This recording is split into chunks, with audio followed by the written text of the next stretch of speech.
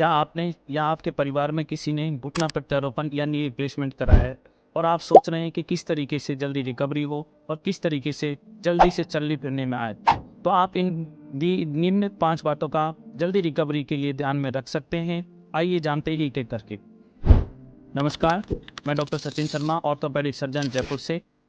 हड्डियों और जोड़ों से संबंधित जानकारी जिनमें स्पेशली मैं देखता हूँ, नी जॉइंट से संबंधित जानकारी, हिप जॉइंट से संबंधित समस्या, घुटने में लिगामेंट का टूटना, शोल्डर में रोटेटर कफ या स्नायुओं का टूटना, बार-बार कंधे का उतरना और फ्रैक्चर, जिनमें मैंने कई सफल सर्जरियाँ करी हैं, जैसे कि hip replacement, direct anterior approach से, मिनिमल इन्वेजिव तकनीक से, मिनिमम इंसिजन के द्वारा घुटने का प्रत्यारोपण और बार-बार कंधे का उतरना और फ्रैक्चर आदि का।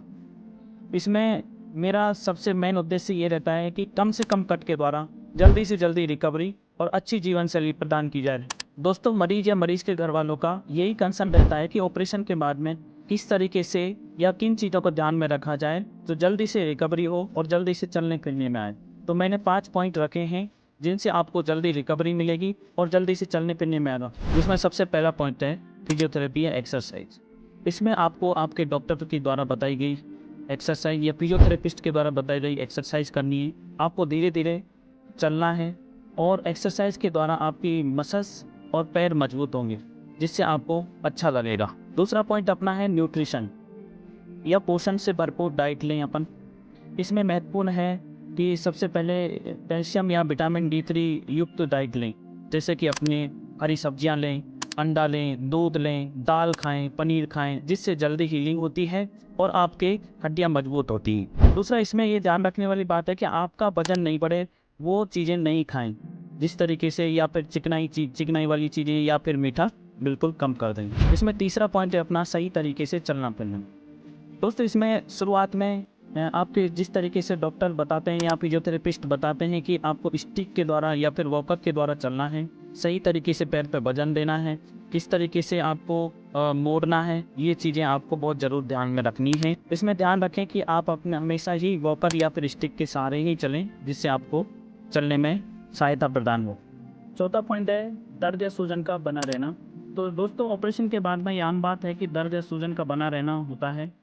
इसमें आप ध्यान रखें, यदि आपकी सूजन आ रही है तो बर्फ़ की सिकाई कर सकते हैं आसपास के एरिया में। और दर्द के लिए जिस तरीके से आपके डॉक्टर्स ने बताई है वो दवाएं लें आप नियमित रूप से, जिससे आपको दर्द और सूजन में राहत मिलेगी।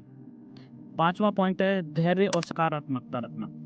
दोस्तों, सबसे महत्वपूर्ण बात है इसमें कि धैर्य रखें, क्योंकि इसमें आपको सबसे ज़्यादा अच्छी रिकवरी और ये चलने फिरने में फ़ायदा यही करेगा कि धैर्य। ज़्यादा जल्दबाजी नहीं करें किसी भी तरीके की कि भाई मुझे जल्दी से चलना है, जल्दी रिकवरी प्राप्त करनी है। तो इसमें ये इम्पोर्टेंट बात है कि आपको धैर्य रखना है। और सकारात्मकता किस तरीके से मिलेगी कि आप अपने परिवारजनों से बात करें, दोस्तों से मिलें-जुलें, तो जिससे आपको पॉजिटिव वाइब्स मिलेंगे, जिससे आप जल्दी रिकवरी करेंगे। आप हँसेंगे, आपके हँसने से आपके अंदर इस तरीके के हार्मोन्स रिलीज़ होंगे जो हीलिंग में आपकी हेल्प करेंगे। तो दोस्तों, ये 5 पॉइंट हैं, ये पाँचों पॉइंट आपको ध्यान में रखने हैं, जिससे आपको जल्दी रिकवरी और जल्दी चलने-फिरने में सहायता मिलेगी।